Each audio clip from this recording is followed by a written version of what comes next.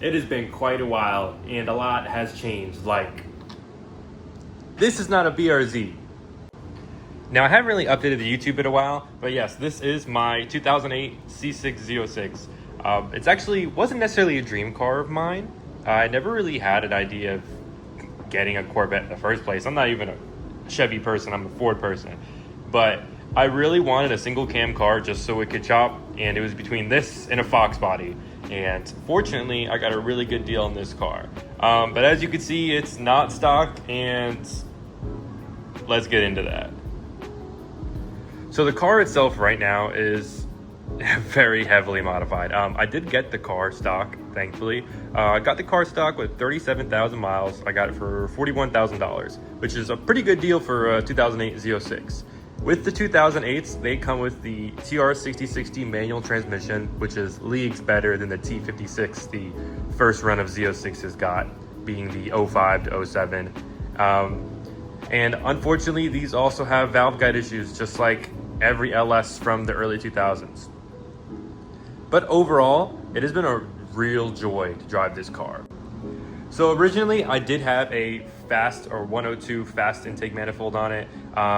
It was a smaller cam. It was a Texas speed, like 3.2, I think it was. It was like a 242, 250 intake exhaust duration, and then a 655 lift with a 114 LSA. So a decent sized cam, but the cam that's in here is a lot bigger now.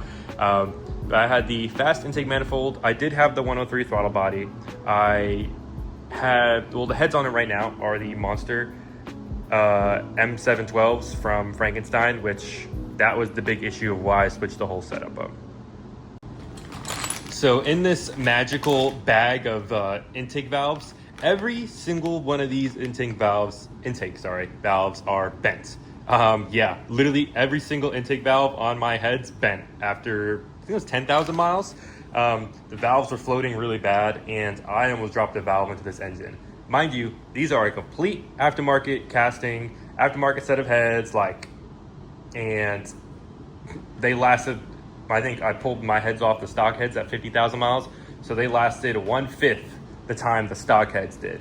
And they could have dropped a valve at any moment, which would have taken out my entire engine and my entire bank account with it. So when I had to pull the heads off to get the valves fixed, or the heads themselves fixed, I just switched the whole setup up. So that's when I went with the high ram. That's when I went with the bigger cam. I put a set of Johnson 2116 link bar lifters in there. Not short travel, just a standard travel, which is still shorter than stock travel though.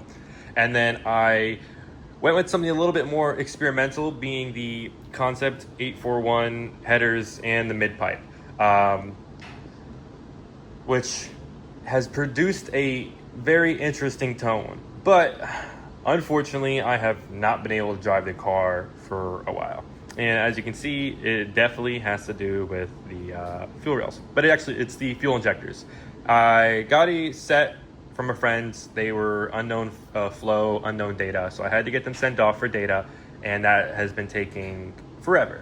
Fortunately, I just ended up buying a set that had data already on them. I paid more, but I really want to drive this car again. So those come Monday, I'll be able to drive the car, tune it properly, and get it ripping and get really good videos of it, because I have not seen anybody with this setup. I mean, similar setups, it's not unique, but in this combination. And yeah, the car is on E85. I put all my cars in E85. But overall, I'm doing all the manual labor. I'm doing all the work. I mean, it's been pretty scary because this engine's not cheap, but I've also learned a lot. And I should have picked the camera up through the whole builds. That's my mistake. But I'm gonna do that now. So we're just gonna get into it. Now, when it comes to making your own fuel lines, it's definitely a lot more intimidating than it is hard. Like at first I'm like, oh, I don't want to mess anything up. I don't want to, have fuel leaking and then set my car on fire. But it really is just intimidating. It's super easy to do. Just be patient and methodical with it, and you shouldn't have any issue. It should come out really clean looking. It should do its job properly, and it won't set your car on fire. So let me give you a little bit tutorial of kind of how I did mine. So this is your AN fitting. It comes in two parts. This threads on, super simple.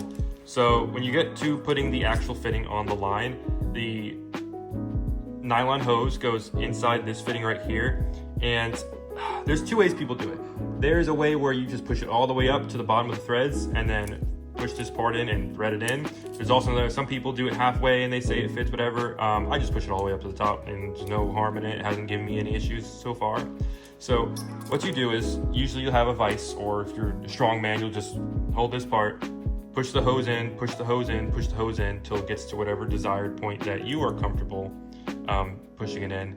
This gets pushed in, threaded, and then you thread it, thread it, thread it, thread it, thread it. It'll start getting stiff, start getting hard, till you can't thread it anymore, and that's your A line. It literally is just that simple.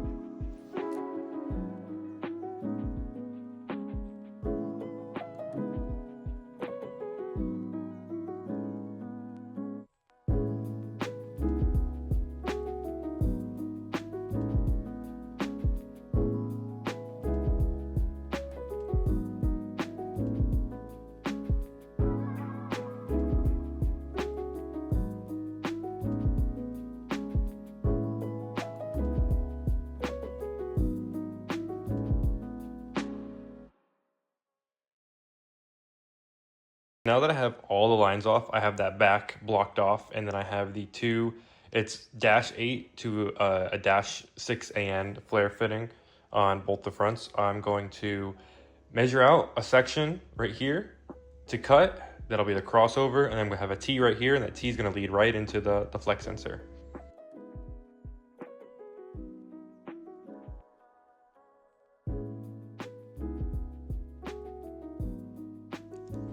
Now that I have it kind of measured out and then I cut it to a length, all you do is you take this end part, you push it onto the hose, you push it down. Now you can put this in a vice grip. It makes it a lot easier to push it in, and then you just push this end when it's in the hose, right? And then turn it, and that's how it goes.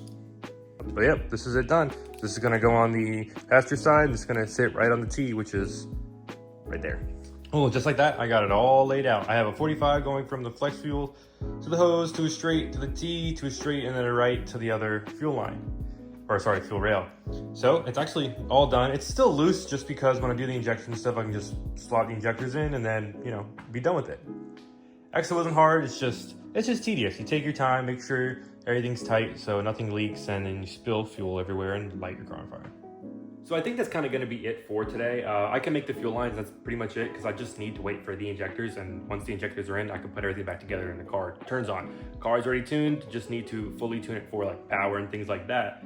So that's probably where I'll end it today. I know I didn't really show a lot of the process of me with the vise and the making and stuff like that, but it's kind of hard for me. I just have a vise that's not even bolted down anywhere. I'm in a jank setup, but I'm in my garage and I'm doing it, which means you guys can do it too. Other than that, just remember to tune in next time when the car is on, ripping, and then making some real power. Thank y'all for watching.